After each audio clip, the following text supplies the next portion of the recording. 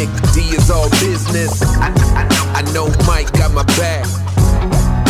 Skrilla on the track. ConventioNOT.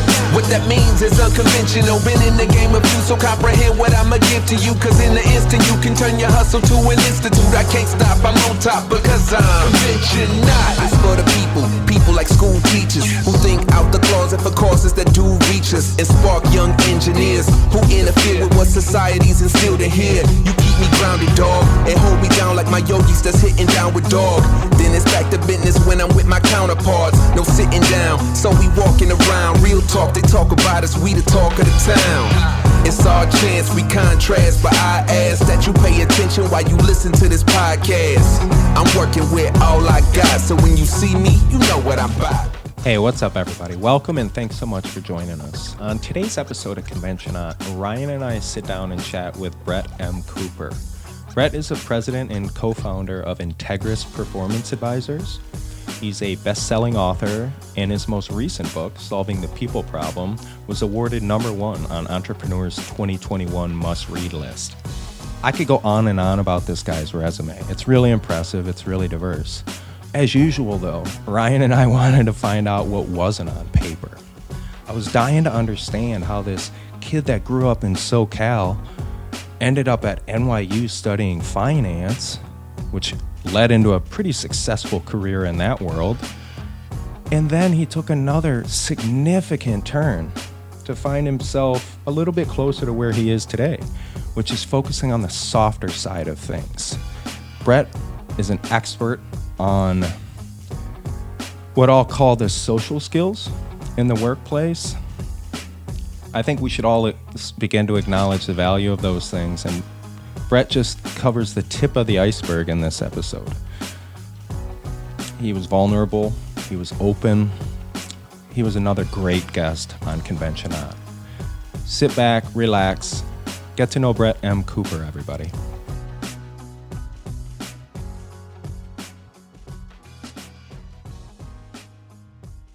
It's all my fault. It's Hawaii. Yeah. It must be Hawaii. Zencaster hates Hawaii.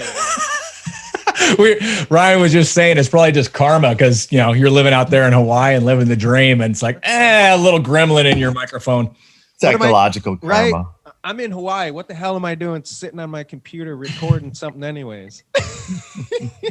That probably makes a pretty good pivot right into the show now that we've just gotten to know each other with one of those conventioNOT famous tech blunders. Although I'm not sure it was our problem today. We probably don't need to explain it to our listeners. We are excited to welcome a new guest, though. Hey, I'm glad to be here with you guys. It's going to be exciting. I'm looking forward to the conversation. Yeah. We've already been through a little bit together, just in getting to this point today. So one of the things, though, that we always want to do is allow you to introduce yourself. I don't want to give some lame read of your bio, which is very impressive. I'd rather you kind of highlight the stuff you want to share and introduce yourself to our audience, please. All right. Well, the professional byline, I guess, is that I work with organizations to build more healthy, more productive, and we like to say more human environments. So I've been an organizational health consultant for about 20 years.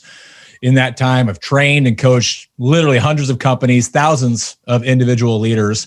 Most recently, I published a book called Solving the People Problem, which chronicles a whole bunch of those lessons that we've learned, my business partner and I have learned over the last 20 years.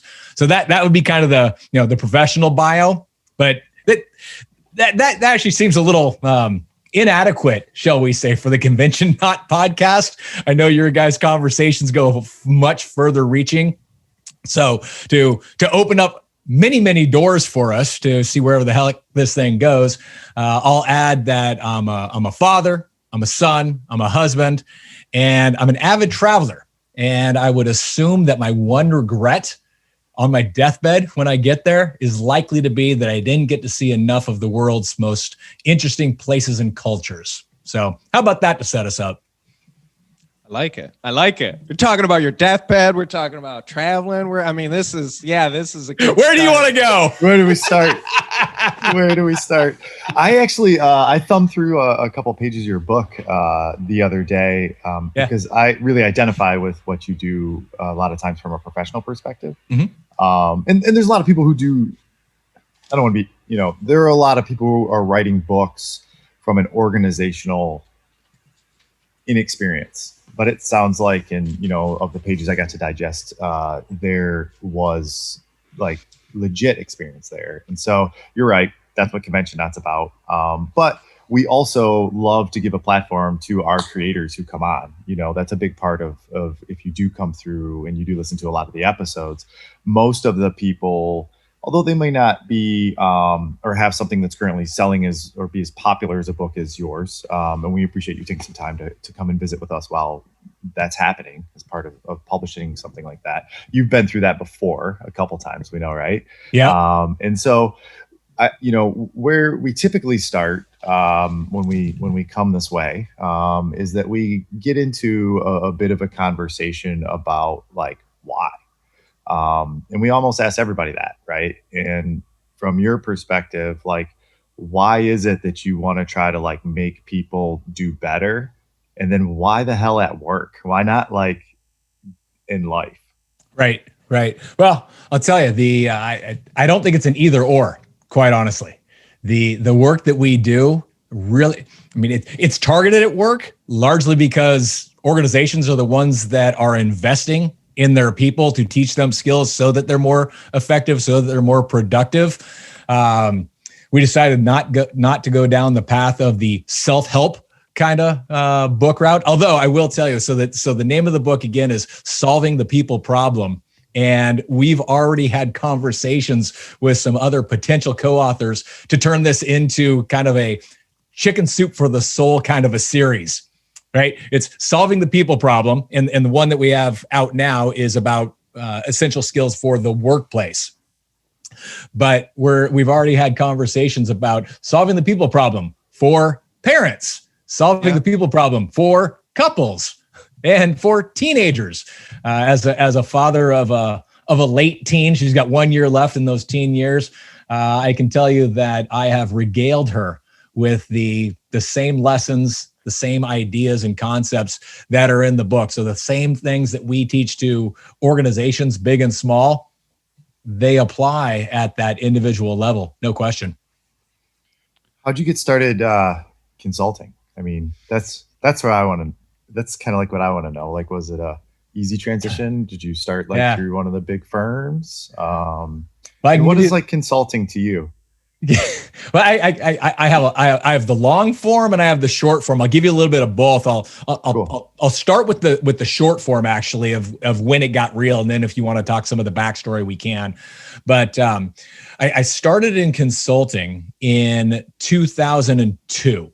I started planning engagements and running engagement strategy for a Lean Six Sigma consulting organization. Now, Lean Six Sigma is a process improvement methodology, and we were essentially being brought into organizations who wanted to streamline how work got done, take waste out of the system, remove variation, cut costs, things like that. And at the time, in the early 2000s, Lean Six Sigma was one of the biggest business buzzwords that there could be. We had the benefit of Jack Welch, who was the CEO at GE at the time, pounding on the table and telling everybody in all the business rags, you got to do Lean Six Sigma. It's the best thing. It's going to cut all your costs. And so I worked for an organization that we did a whole bunch of global implementation. So we work with GE, with Cisco, with Starwood, and we were sending people around the world to do this work.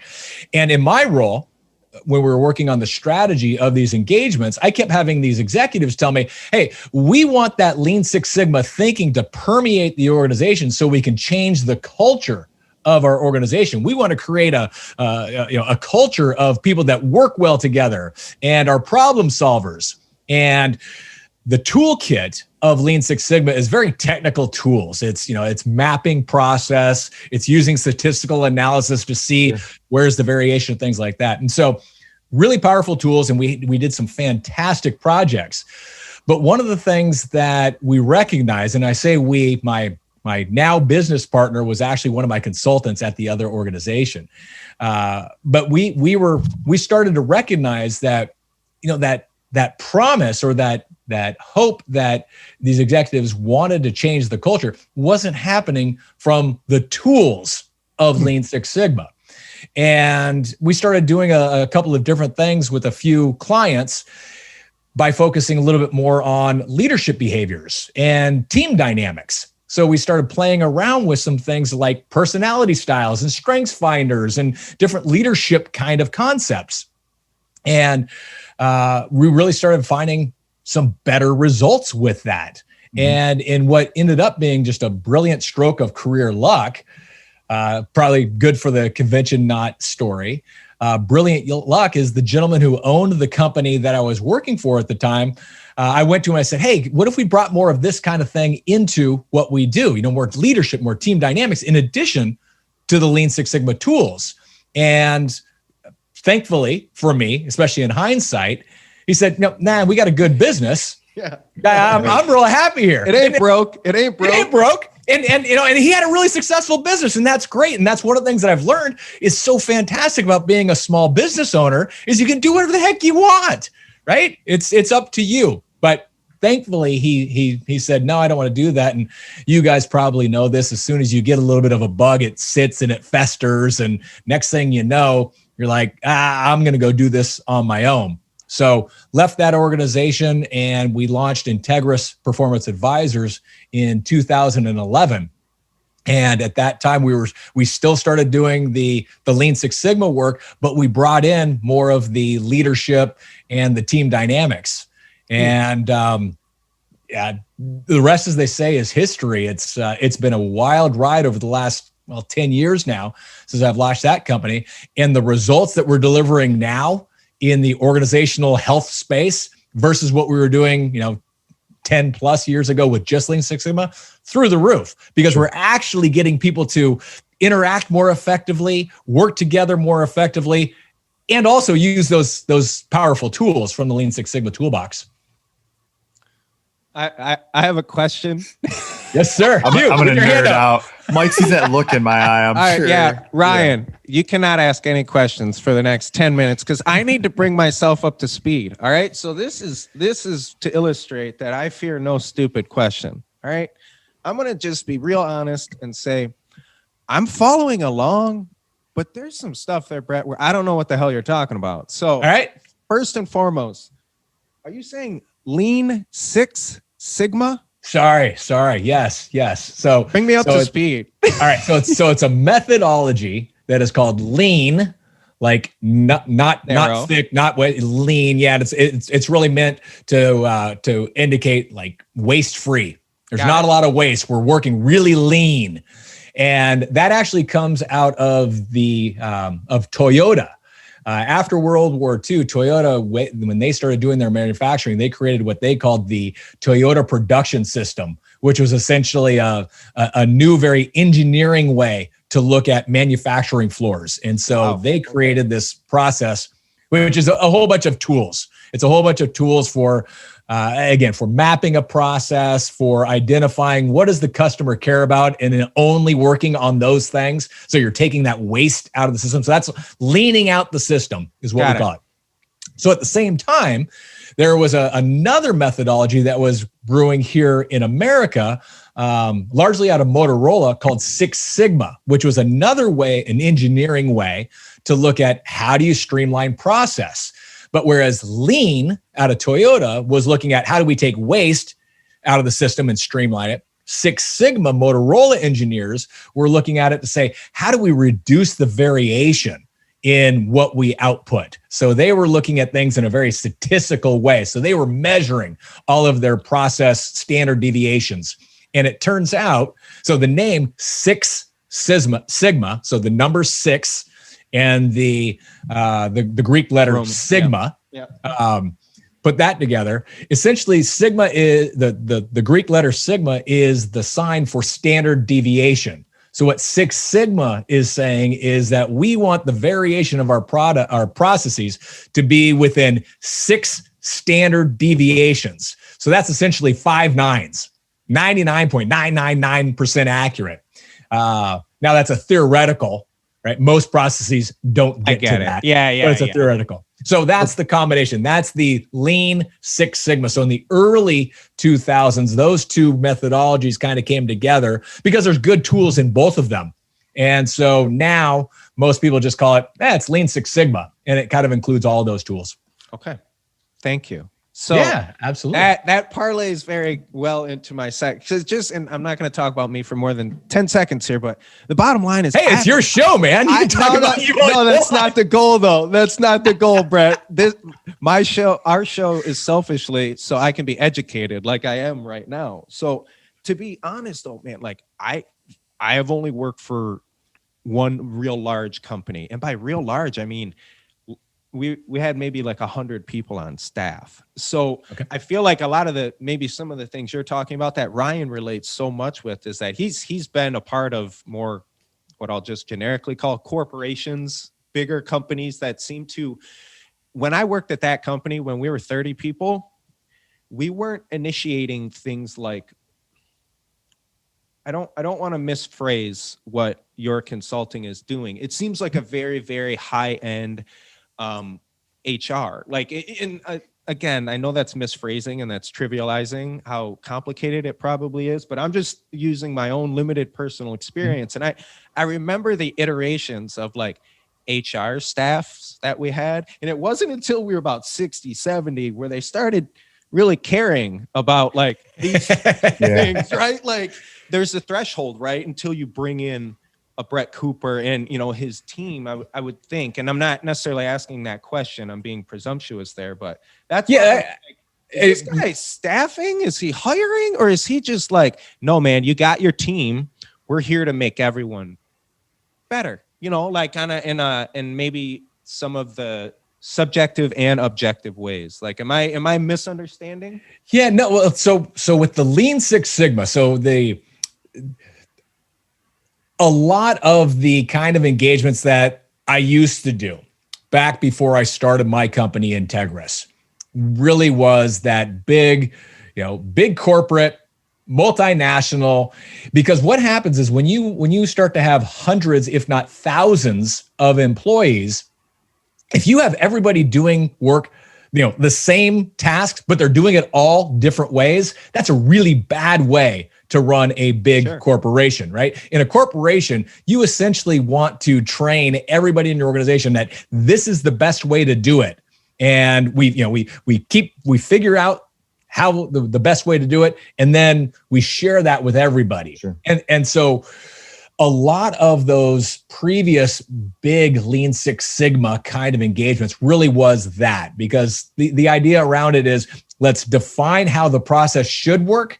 Then let's train everybody who works in that process to do it that way. Okay. Now, the thing that I love about where I am now is we still do a lot of work for big corporations, and that's really fun work.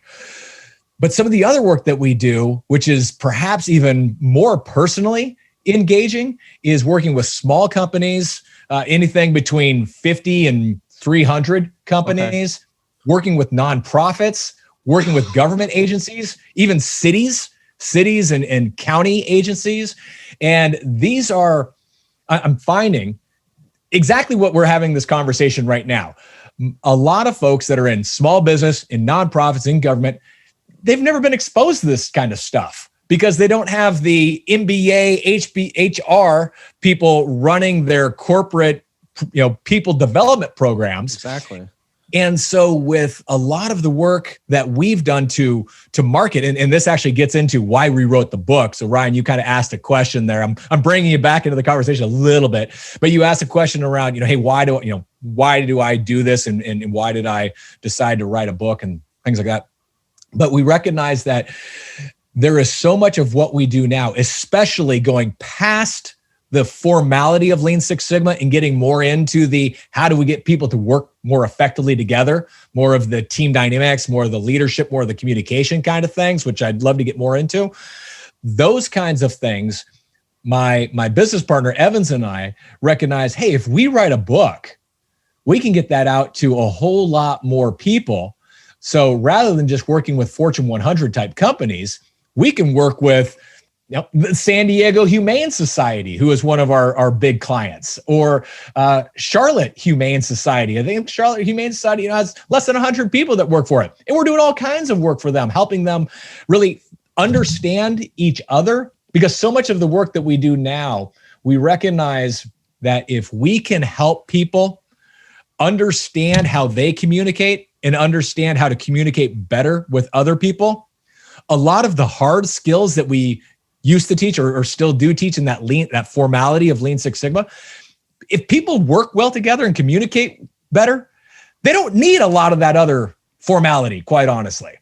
And so that's a good segue, because I think that at some point, and this is my optic, maybe being, because Six Sigma is a little dated, and I don't mean that any of the philosophy is dated, but the buzzword is dated. Yeah, definitely. And I think that by my optics, because a lot of these people are my colleagues, it started to just burst out into startup land, because the kind of fall of the Six Sigma world, from a popularity perspective, right? And before that, it was a little bit more limited, I think, to manufacturing with things like ISO 9001 for our listeners, if you don't identify with more of the business culture that we're talking about. And I do have a point here. ISO. I'm trying you just reference. I know standards. I knew he was going to know that one. I knew he was going to know that one. I didn't want to interrupt, because your explanation is something that I think a lot of people, some people bristle at the term of a formalized leadership strategy, and some people engage that. And ultimately, to me, I think that's a big part of the way it's presented, because you have to be a little bit fluid with buzzwords in business, right? We could probably all make a list of the ones that we really love, and, make a bigger list of the ones that were kind of goofy, remember interoperability, or the one that I always get weird is ecosystem, for in relevance to a business. So I guess I'm curious, when we start to lay that kind of stuff out, I think that a lot of those professionals who have moved out have gotten into, let's say, more directive roles, right? Because what I remember about Six Sigma is that it was an organization, especially as Welch got a hold of it, in a good way. And that's Jack Donaghy for our listeners who are way sitcom That's who it's based oriented. on, right? Yeah. His character is based on that. And I think he makes a cameo or two. So I wouldn't say it's a blessed character, but it's a good character, one of the great ones. And so I think that, and I'm really curious to know what you have to say about as the individuals who were being trained start to move into more of these leadership roles, and the startup boom starts to happen a little bit after that with the access to capital and the way that kind of works now. What might you say to some of those people who are at an organization and and I've been you two, and I'm going to guess, and I don't want to put myself in your shoes, that's very narcissistic, but I would guess that, we avoid trying to be the Bobs on Office Space. Yeah. And so what might you say, generally, to something or somebody, one of those either conscientious or non-conscientious objectors that are in those crowds when Integris first starts getting involved with them? Because I know you have some really cool success stories that I want our listeners to assume, but speak to those people who are listening to us right now, because they're out there, and they're tough.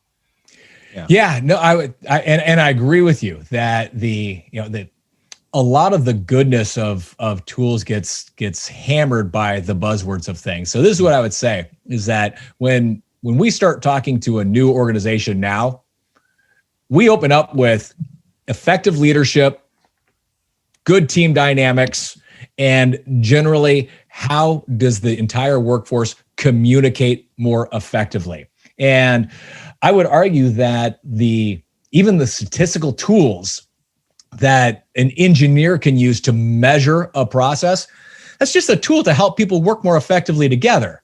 And so you can do this kind of work. And I would argue the biggest, one of the biggest differences between what we do now and what I was doing 15 years ago is there's not a whole lot of buzzword to it anymore, because we've taken the concepts from some of that that Lean Six Sigma buzzword and put it to work in a more kind of layman's terms. For example, one of the key philosophies, the key ideas around Lean Six Sigma was understand what your customer wants and then do everything you can to deliver to that customer as satisfactorily and completely as you can.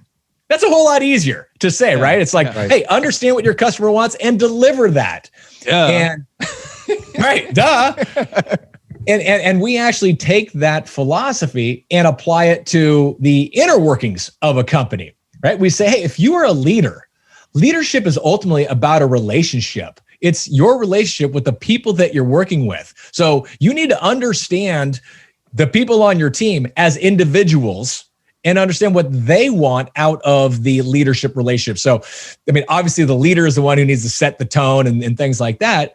But the way I look at being a leader is if no one's following you, you're not a leader. And so if you are really going to be a leader from the perspective of leadership being a verb, not you're a leader, a noun, and the guy in the corner office, but if you just want to be a leader in your organization, then the people that you work with, the more effectively you can communicate with them and understand them as individuals. So I'll give you an example.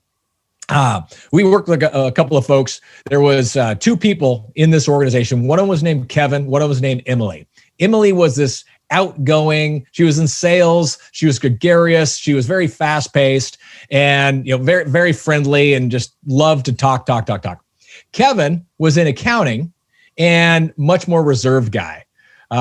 He's focused on facts. He's focused on data. Both of them were real successful in their business and just in life in general. But these two are like, slamming into each other. I'll get a couple of examples of that. They'd have their Monday morning meeting where, they'd come in. Emily was all about, hey, what'd you guys do over the weekend? And, tell me about, I got to tell you what I did. And Kevin's like, can we just cut this fluff? Cause it's not really adding to the value of my day. And I have work to do. So you're going to talk about this. I'm going to go to the other room. Call me when we're ready.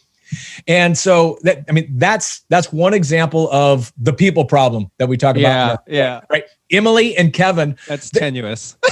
They just, and neither one of them is right or wrong. It's just, they're totally different. And so a lot of what we do these days is help people understand kind of those differences. There's research that says that over half of the people in America, half of the workers, almost 62%, in fact, of people in America will blame workplace conflict on personality differences.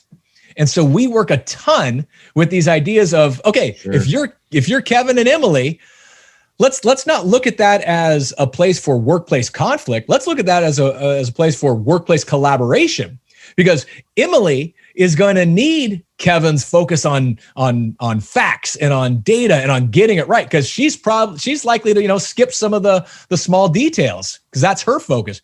But Kevin needs Emily because Emily's the one who's going to the customers and getting them excited. And without Emily, you're not getting Kevin to sell his product. So we teach people to understand, and we like to say honor those differences in people so that they can actually not be frustrated by it. Well, maybe they're still a little bit frustrated by it, but they're not so overly frustrated by it, and they recognize the goodness in it.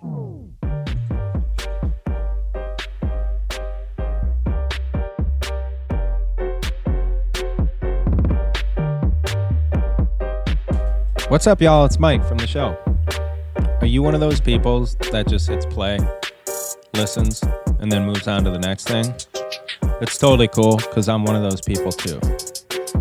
But through this podcast, I've really grown to appreciate that all those reviews, those thumbs up, those comments, those stars, even the nastiness, it actually helps. It helps a lot. So don't be shy. Don't be scared. We've been called bad names before. Please comment, review, share the episodes if you don't hate them. What I'm getting at is feedback is essential to our program, and it's a big reason why Ryan and I do this.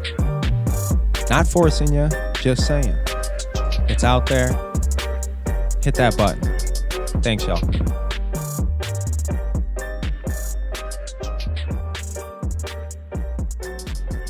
Sure. I'm not sure that you've had a chance to listen to our most recent episode. It just came out, excuse me, I think it was last night. And it is so similar to me.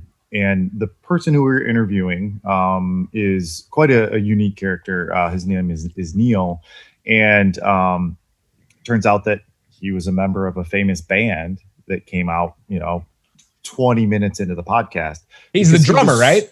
Yeah. Oh, so yeah. Okay. So I heard a little bit of it. A snip of it. Yeah. Okay. So Mike, you brought this up in that conversation, and it's like almost what you're explaining today is almost like the work side of knowing that like you have to search for what you want, right? And like if you just assume that everybody needs the job that they have, like Karen and Todd. Jobs, they got to have them and they have to work there, and for some reason they do work there. I think that like that's like a very similar type of a comment, because the question you asked, Mike, if I recall, is that you were curious about like what and how Neil would like interact with students today. And he had such a similar answer. And you guys, let's be honest, your careers have been completely different. This guy spent time working for the ACLU, and you spent time working with Cisco and some of the other big pieces, right? And so I think that it's a little bit disingenuous that like that 62%, which actually maybe matches some of the other things like that we're frustrated with. And you were talking about this too, Mike, in that show about like just learning about somebody else during COVID, like if there's never a better opportunity to do that.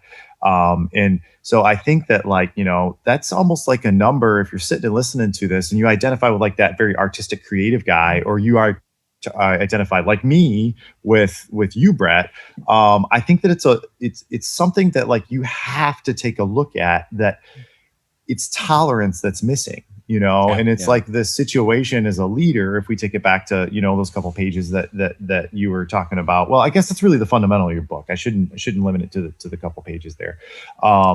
Is that you have to almost have like a spidey sense in that manner, right? Like you have to not only figure out that like, if you're going to conflict with somebody else, it's really good to understand that it's probably only a 40% chance that she does come from the same perspective that you do. Okay. From the personal side, it happens the same way. You probably just don't have statistics collected on it. Right? Yeah. And I wish I could rename the subtitle of the book now, because saying it's solving the people problem, how to understand your spidey sense would actually been a great one. Because you just said, it's a bit of a spidey sense. And in the book, the first about third goes through some of the background on a concept called emotional intelligence, which is really about understanding yourself and understanding other people and kind of working, understanding that we're emotional creatures. And it also gives a little bit of background on personality styles, these kind of differences that we were just talking about between Emily and Kevin. But the most of the book is a practical application with stories and how can you apply some of these things that for a lot of people really are that spidey sense. Well, you can learn that. The beautiful thing about what we do now of making people more emotionally aware, and emotionally aware isn't about, it's not emotions like, oh, you're angry, oh, you're sad. It's more that we're driven by things other than rational thought, right? I mean, as people, we're wired that way. It goes all the way back to when we're a caveman, and fight or flight. We got to react. If I'm getting chased by a saber-toothed tiger, you know what? I don't want to sit here and think about, is that thing going to get you? No, it's got to go. We've been hardwired. Yeah. And unfortunately, good and bad. Unfortunately, though, for a lot of us, a lot of people still act that way when you're in team meetings, right? It's the rational thought out. It's like, this is the way that I feel. Yeah. And so in our book, the whole idea was we introduced people to this framework that we call DISC. It's an acronym for the 4 primary personality styles that exist among us. DISC stands for D, dominance people. And D dominance people are people that are kind of fast-paced and kind of skeptical of new ideas and new people. The I is for influence. Influence people are action-oriented, enthusiastic people, and very people-focused people. So really talkative and enjoy collaborating with folks. The S is steadiness people.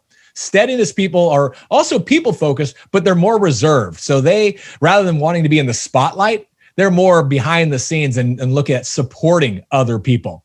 And then the C is for conscientiousness. Conscientiousness people are more reserved, more private, and they're also skeptical about new ideas. They're always, kind of questioning, what are you looking to do? And, is that right? Show me the money, that kind of thing. And in the book, we explain how people can understand where they fall on that D, I, S, or C. It's actually in a circle format, but we teach them where they fall, and then we teach them to understand how to identify and understand the different styles. So we talk about stories and application of things like working on a team, doing sales and customer service, dealing with conflict, even being a leader. And if you can get better, if you can improve your own spidey sense, again, to use your phrase there, Ryan, if you can improve your spidey sense on understanding, hey, how do other people like to be communicated with? And how can I adjust my words, my actions so that they hear me more effectively? That ultimately is what the book is about. It's gonna get out of control. I'm laughing. I'm not laughing at what you said. I'm laughing at what's in my head right now, because that description you just really clarified so much, and it really resonates with me now, because I remember so real quick, Brett, when I talk about this company that I work for, I'm talking 70 engineers. We all had slightly different background, and we work in a niche field of engineering that's forensic engineering. So essentially, we're investigating incidents and then relaying our findings to typically people that are not engineers. All right. So this, it's not the engineering wing at Ford at all. It's not a bunch of people it's a very dynamic, you need to be capable. And I'll never forget the day that the outside HR, and I'm sorry, I keep saying that, the consultants came in to talk to us, and the cynicism amongst my colleagues, right? Like the idea that these soft, people skill can help us, we need this stuff. And I'm sitting there thinking, you fucking robots, excuse my language, but do you not understand that most people could do engineering? There's another level here that makes you effective at what you do. It doesn't matter what the hell you understand, what you figured out. If you can't make your colleague understand that, first and foremost, then other people, i.e. the people that pay our bills, the people that, want to hire us, the people that are affected by what we actually have to say, man. And I'll never forget sitting in that room. There's probably about half of they had to give 2 presentations because we didn't have a big enough room. There's 35 of us in there. He goes around the room, asks everybody their name, literally just your name. Now tell me what matters to you about leadership. Then he came back and he told everyone their name. And literally about a quarter of the people in the room, it went right over their head. And then he started talking about emotional intelligence. And I'm hooked. I was hooked. I was just like, holy shit. I'm not the smartest dude in this room. I never have been. Amongst all the engineers, I'm always middle ground. But when he started talking about, and again, I'm sorry, but I call that the soft skills. You know what I mean? When he started talking about the importance of those softer skills, all of a sudden I started to feel oh my God, I can elevate myself here with these skills. And like you said, you don't even necessarily need to have them to begin with, but if you do, and then you can improve upon those skills, it becomes, that's a superpower, and we refer to spidey sense, please cut me off. What do you got, Brett?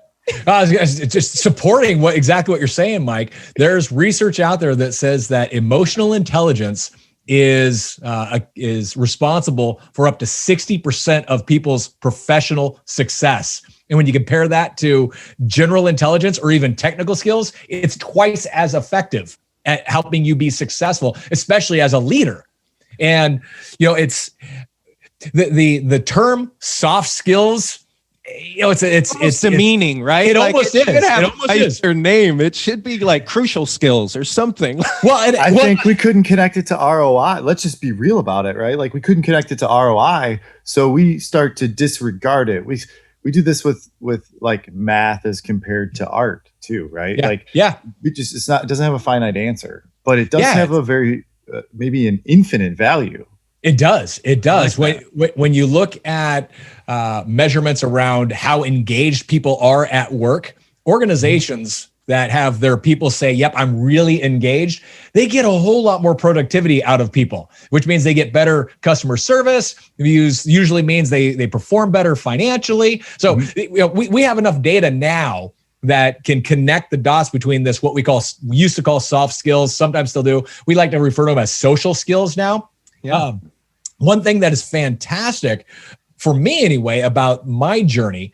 So I remember I said, when you first said, how'd you get into this? And I said, there's the short version and then there's the long version.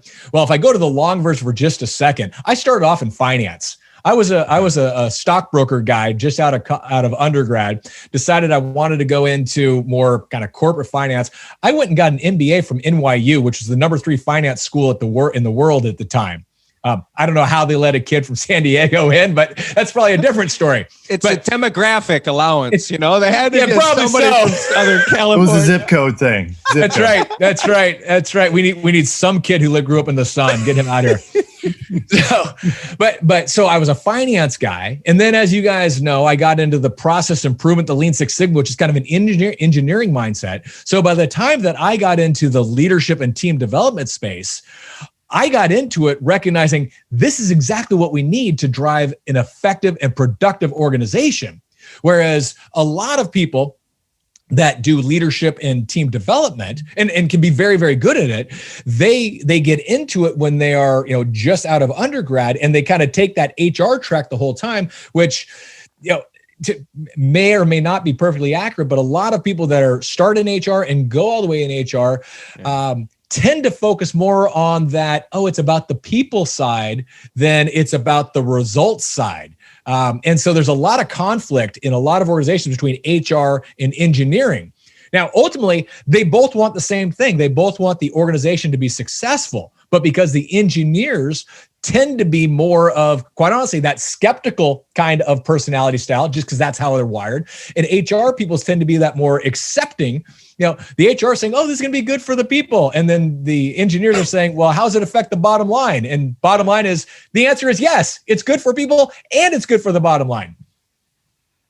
And caring. And I think one of the things that I really learned to appreciate is you might get lucky. You might have 10 people, they all get along and but sustaining that. And in other words, what you're talking about, Brett, there may be examples where it's completely organic and everyone gets along and it's great, but that's a temporary reality. And I think as a company, the implementation of, or at least acknowledgement of the value of these social skills, it's fundamental, but it seems like a newer, I hate to say it, but it seems like a newer age, a newer realization. You know what I mean? It is. It very much is becoming much more popularized, and I feel like accepted and, encouraged now. Much more accepted, much more encouraged. And in fact, most of the work that I do now is really on sharing ideas and tools to help organizations, groups of people, teams even, doesn't even have to be the whole organization, but helping groups of people have conversations about this kind of stuff. Because let's face it, people don't get around, around the water cooler back when we had such a thing, or they don't get on Zoom and start to talk about, so how do you like to communicate? What's your style, right? I mean, that's not a natural way that we communicate. So I do. There you go. There you go. You're special, Ryan. He's an anomaly. That's fair. It's a current, That's why we like him. Current beef of mine from one of my favorite team members that I make her introduce herself at every local event I possibly can, and then I ask her about it. Does she love it or does she hate it? It's about 60-40. All right. Like you said. Sorry to interrupt. That's right. So something that we can do that is extremely valuable for teams and organizations is we have this new platform. Actually, we just launched it this year. There's a lot of benefits from COVID, and one of them is that we were able to accelerate this product that we worked on with one of our business partners. It's called Catalyst. And what Catalyst does is it gets everybody on a team or in an organization to take a pretty simple DISC style assessment. It identifies exactly where they are. And rather than just giving them a report that they might take into a workshop or maybe read on their own and put on the shelf, it's an online interactive directory. It's a colleague directory. So imagine this, Mike, when you got that company where you had 100 people. If you could jump into the Catalyst platform and you see all of your colleagues there, and you could double click on any of them and see, okay, what do they care about? What motivates them? What stresses them out? And do they want to shoot the shit and be friendly and collaborative in that way, or are they more like get down to business? If you knew that about people and you could get some tips, then you could adjust how you communicate with each person. And next thing you know, you're having more effective relationships with everybody in the organization. I once took a thing called a Colby test, and at the end it defined me. And I didn't agree with its definition, but that was distributed to everyone else to also know what type I was. And it's when you were referring to the DISC, I remember there being Sure. Can you explain to me just real quickly, because the Colby is kind of a well-known, that's been around for a while, right? Yeah, it's all like Myers-Briggs based, right? So the term. The whole research around personality styles really dates back almost 100 years. Goes back to the 1920s when early psychologists, Freud, Carl Jung, William Marston, these are the guys that came up with these original theories. And so over the last 100 years, there's been a lot of companies that have tried to create assessments around them. And I mean, you can go online right now and you can get a free, 10 question DISC assessment, and it'll give you an idea of where you are. It's not going to be very accurate. So it's very dangerous to take one of those, freebie kind of things and say, okay, this is exactly what I am. So the tool that we use, I'll say two things about it. First of all, it's built on the latest around psychographics and what we call computer adaptive testing. So the assessment itself will ask you different questions based on how you answer earlier questions, because it's trying to really narrow down where you are. So if you answer some questions, this way, it's going to ask you more questions to kind of get you down. So it gives you a pretty accurate point of view. We have well over 85% of the people that we work with say this thing nailed me, and well over 95% say, yeah, it got at least mostly right. The other thing is, because this Catalyst tool, it opens up the conversation. It's meant to be, hey, take this information and have conversations about it. It's not the end all be all. It's use this as the starting point to foster those kinds of conversations that people like Ryan just automatically have, right? I mean, he's already pushing his colleagues to have these kind of conversations, but a lot of us don't. And by having a little bit of a tool to say, hey, this is interesting. This says that you care about this, or you're stressed about that. You can then have a dialogue and say, yep, that's exactly right. And let me tell you more. So it enables deeper relationships. And I'll tell you right now, especially now that everything we do is how we're doing it here. We're on Zoom now. Teams interact on Zoom. There is no more, hey, let's go get a beer. Let's hang out the more that we can get people engaging in some of those conversations around communication and being more effective with each other, we're going to find ways to get more effective in working together, right? Sure. And whether we're working in person or we stay here in the online world. And a lot of the research that I'm seeing, organizations are saying, this work from home, this is here to stay. It's not just for this year or not just till COVID's over. We've recognized we can do this. And there's a whole lot of efficiencies to it. Saving money, lower overhead. Brett, if you don't mind, I have a significant departure because it's eating me up. And the more you share and the more I feel like I have to say right now, like you are a very kind of open, and I can tell you're you're in the right sector, right?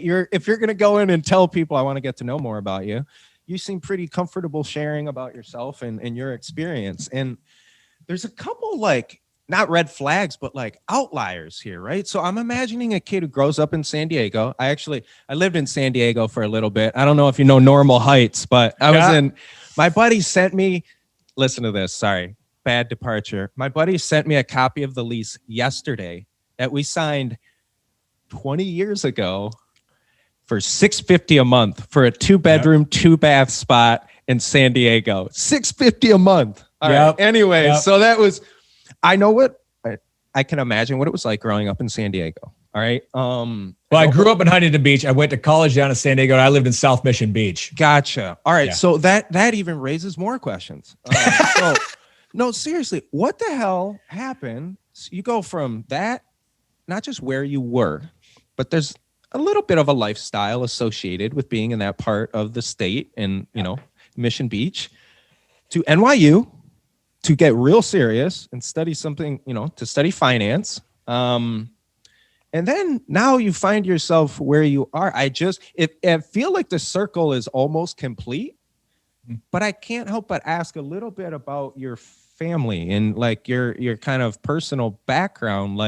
You've just gone in a few different directions, and I'm curious if that was all due to internal motivations, external. I'm not trying to share with me what went wrong, but I'm imagining the dude, just banking and finance, with that NYU degree, who one day says, you know what, I want to make probably quite a bit less money in the immediate future, completely step out of this suit, put on a different suit, and go in and start convincing people that I can help their bottom line, not the way that I used to help their bottom line.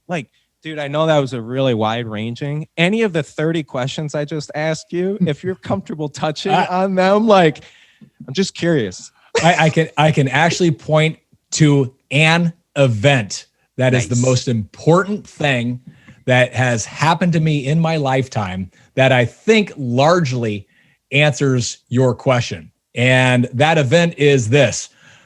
I came really close to dying when I was 18 years old. Now we're talking.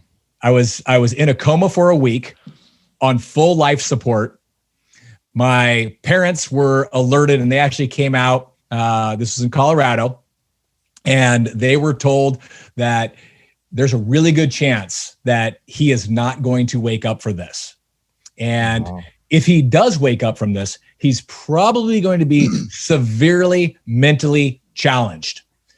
I happen to have an older brother who now confirms all the time. See, he's mentally challenged. He's got problems. So that's my brother. But I had gone to Breckenridge, Colorado, to go skiing, and for some reason I got altitude sickness, and they don't know why.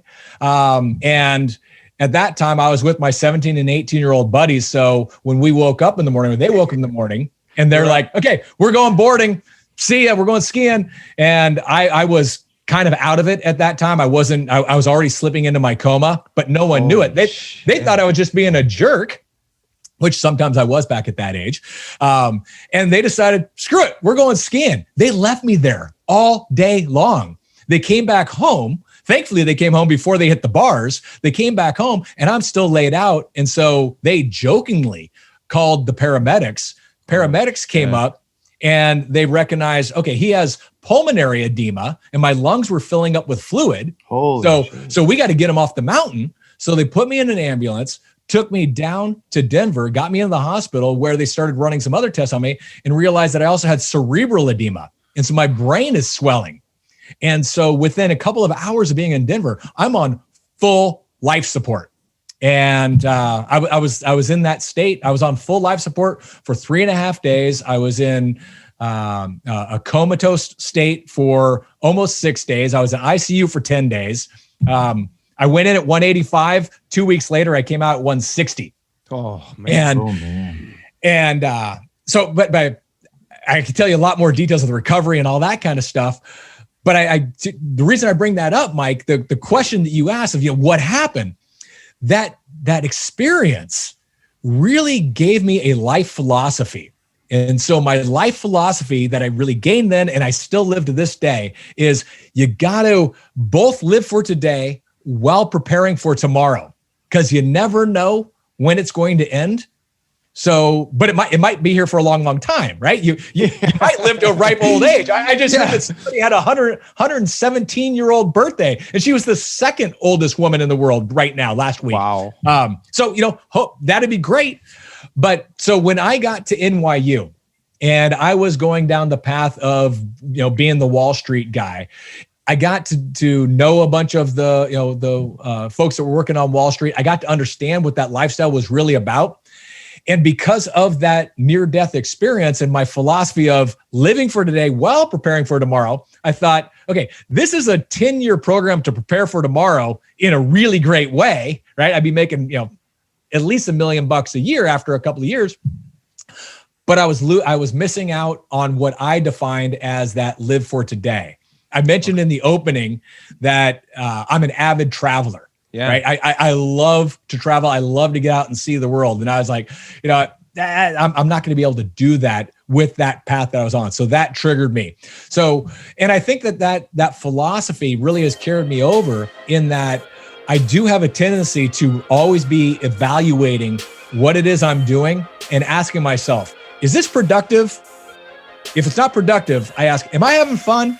And if I'm not having fun, then I say, well, why am I doing it? Yep. So I look at everything through that lens, productive or fun. When I can get both of them together, that's great. But as long as one of those is being covered, that's what I do. So that, and the other thing is I think I've taken advantage of opportunities that come my way. I used to think, I swear, my first job interview coming out of business school was very much, I planned this and I planned that, and I thought that's how we were supposed to be, right? Everything that you're trying to do. Let's face it, so much of career success is dumb luck. It's taking advantage of things that show themselves to you. And I would say that with life as well, right?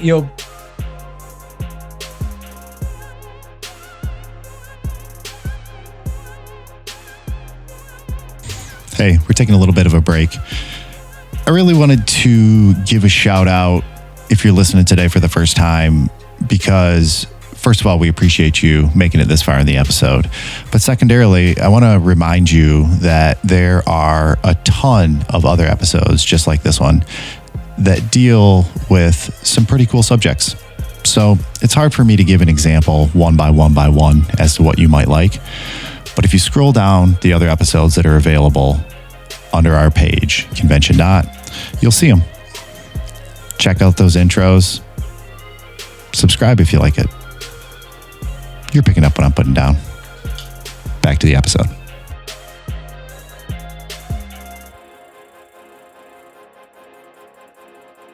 I think you have to be conscientious, which is something, and I think it's important to mention that everybody has a D, an I, an S, or a C, and it's a spectrum. It's not a man. If we thought of everything in a spectrum, we would be a lot better than thinking about it in an A/B choice. I feel like totally different show that maybe you might come back and be a guest expert on. But from this perspective, it becomes challenging for almost everybody, right? Like, because they can't understand. I shouldn't be so bold. It's harder to understand your conscientiousness than it is to understand why you're maybe too dominant, or why being kind of introverted affects you the way it does. Mm-hmm. Yeah, absolutely. And one of the beautiful things about this concept, I'll loop it all into this idea of emotional intelligence. And in fact, the work that we do around emotional intelligence and the studies that I do and the writing that I do is around diversity of thought and diversity of perspective. But I would argue, and much of the kinds of conversations and presentations I do really are looped into the bigger picture of diversity, equity, and inclusion. These days, one thing that's been fantastic about the last year and a half. There's been a whole lot of crappy, right? And heck, the poor people in Texas are dealing with even more crappy now with the weather. But one of the great things has been this greater emphasis on diversity, equity, and inclusion. And I don't care if it's gender equity, racial diversity, or diversity of thought, of recognizing that, hey, we're all people and we're wired in different ways. And if we can come at things, I mentioned in my opening when you asked to define what we do or who I am, I said we help people work in more human ways. And I think that's really at the heart of it all. Ryan, your point about if we all looked at things as spectrums more than these definitive categories, we'd be so much better off because we'd see ourselves in other people. We'd recognize, oh, you're not a Democrat and I'm a Republican, or vice versa. It's, hey, we have these different policy perspectives, but there's some places where if we weren't on if we weren't on either or, if we were on a spectrum, we'd find more opportunity to find those overlapping spaces, which I'd argue would be better for everybody's life. I couldn't agree more. And we're kind of getting to the end of the show. But I want to kind of get toward, I want to ask this question because I think that maybe this is a good one to kind of close on a little bit, is that if I'm out there and I am kind of partly nodding along, and Mike, I want to put the you that you explained when you were in the company of 70 engineers, right? I'm young in my career and I'm somebody who is not leading, but I'm a leader. And I don't know how to bring this up to my boss, right? I don't, and I understand that there's a self-education of it. And I want to encourage everybody that maybe embodies what's coming through the airwaves today to start to consume books like yours. But what would you say to somebody who wants to be ready for that window of opportunity with somebody in their organization that could lead that type of an influence, right? They're 30-something years old, 20-something years old, whatever that is, 50-something years old. And it clicks with them that emotional intelligence is part of it, no matter what reason. Yeah. What do you say to them? Yeah. Well, I love how you phrase that I'm leading. I'm not a leader. I'm not a titled focused leader, but I'm leading in my organization. And we fully believe that leadership is everyone's business. And so what I would say to really anybody that wants to be leading, whether you're a formal leader or not, that emotional intelligence has kind of two parts to it. It has the understanding yourself and then applying that knowledge. And it has the understanding other people and applying that knowledge. And so the first thing that we all have to do is recognize that if I don't work on myself, if I don't look inward, that there's no way I can help other people get better. So I'd say get some develop your understanding of yourself. And one of the things that was really helpful for me at one point, we had a team meeting and we did this exercise that was called the appreciation chair. And so I'll explain this real quick because this is something that people that are listening could use. So at the appreciation chair, you get everybody on a team to go around and you put one person on the appreciation seat and everybody else goes around and does two things. Says, hey, here's something that you do that really helps us as a team, helps us succeed. We really keep doing this. And then because we're all about improvement, here's one thing that you do that kind of slows us down a little bit. And about 8 years ago, I was doing this with my team, and one of my colleagues, Renee, came to me and she said, okay, Brett, one of the things that you do that is so helpful is you're always ideating. You're looking towards the future and you're thinking about what's next and you're pushing us forward as an organization. That's great. And I'm, okay, cool. And that's well, you guys talk about superpowers. That's partially one of my superpowers. There's a but coming. Well, she could not have said it, and she didn't practice it, but she said it more perfectly. She said, and the thing that you do that really slows us down, Brett, is you're always ideating. We're working on an idea that you probably came up with, and you're already on the next thing, and you start slowing us down because you won't let us get done the dang thing that you want us to get done in the first place. And for me, that was such a somebody else holding up a mirror in front of me and creating such self-awareness for me. So looping that back to your question, Ryan, I'd say the first thing is find ways to become more self-aware, and not to be too focused on a self-plug, but the book, Solving the People Problem, can absolutely do that for you. And if you don't even want to go to Amazon and buy the book, which isn't very expensive, but if you don't want to buy the book, you can go to solvingthepeopleproblem.com and you can take a free emotional intelligence survey. If they just go to solvingthepeopleproblem.com and click on the link that says, "What's my DISC EQ?" they can get into this survey, and it asks for an access code. So I tell them, enter the access code conventioNOT, and they'll get this free survey. And in the survey, they'll get a personalized report that doesn't just give them a score for how self-aware and aware of others that they are, but it's going to give you very specific tips based on where you are of what you can do to improve. So that's all about building your self-awareness and a little bit of the awareness of others. And then if you can do that, then the other thing you can do, if you're not, the formal leader, but you're leading in your organization, is kind of what you do, Ryan. Bring it up. Share some of your observations. And if you can share your observations from the perspective of, hey, here's something I learned about myself, rather than pointing the finger at other people, that can get conversations going in a much more effective way. Mindfulness is like the new Six Sigma. If you're looking for a buzzword to take it back, No, it's very true. They'll listen it's to very you. Like true. you have to be mindful to be legit, because You you do. look pretty dumb pretty quick if you're, it's easy to be false about that. But if you talk about that with people, it works.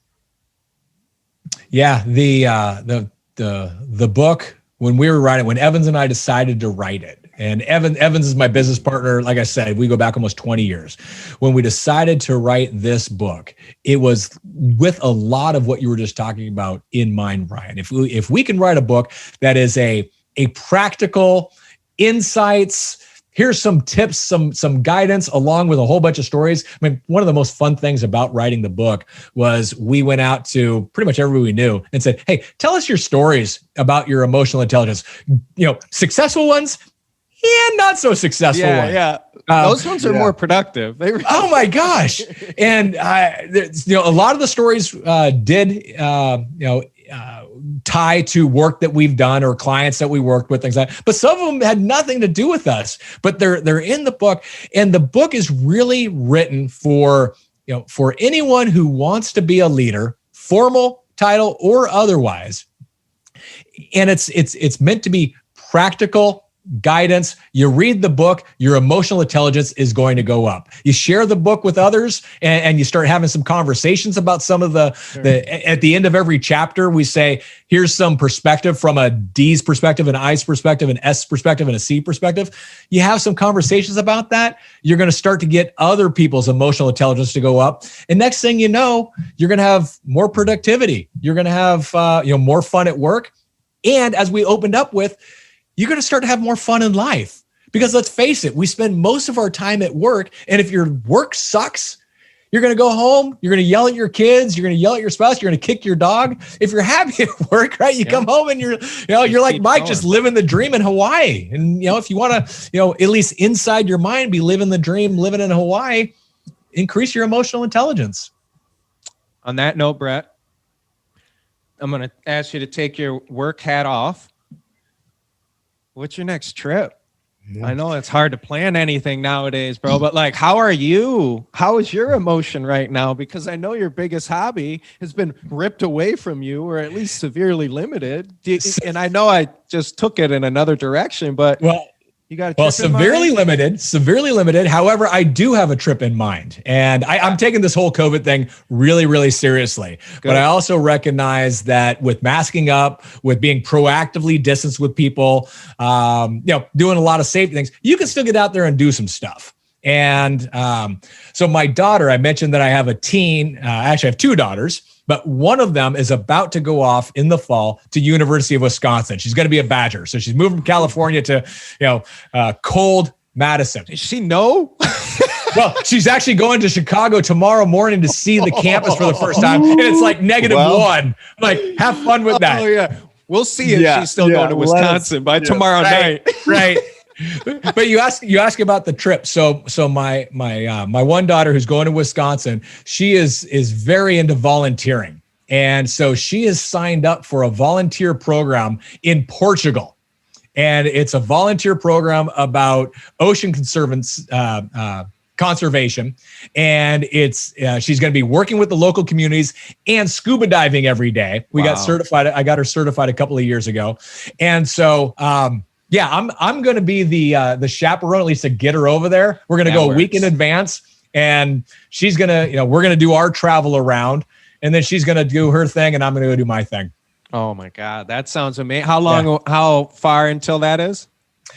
Well, we're still trying to, play it by ear a little bit, seeing how all the vaccinations go. She fortunately got her vaccination because she does in-house childcare. She was able to get hers. Great. I'm hoping that I can get one here in the next month or two, and hopefully, summertime we'll be able to go do this.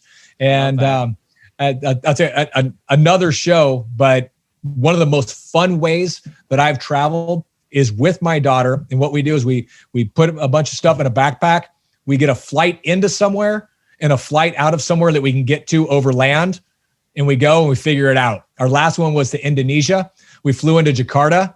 We had a flight out of Bali 10 days later, and we didn't have a place. Those are just logistical challenges. That one's audacious. That's more audacious than a European.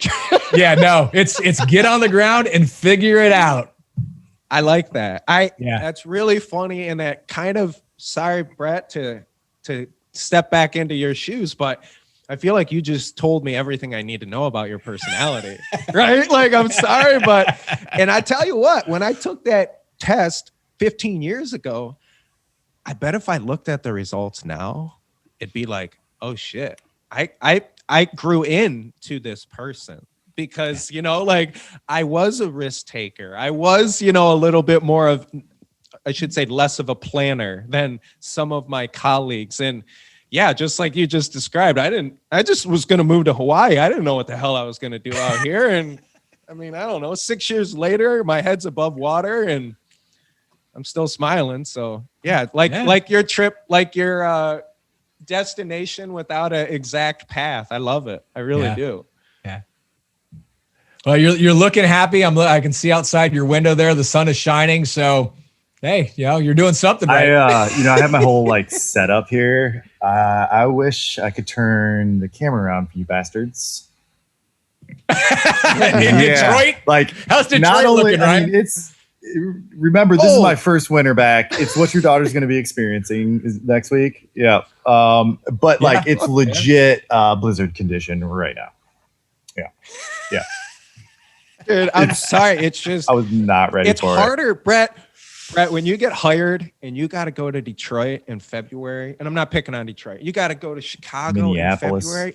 Listen, man, I've been there, and it's hard to brighten people's morale when it's getting dark at 4:30 and it's freezing outside. I'm just saying, I feel like you come to Hawaii, you can be a little bit more forceful. You're like, hey, y'all need to get along more. It's beautiful here.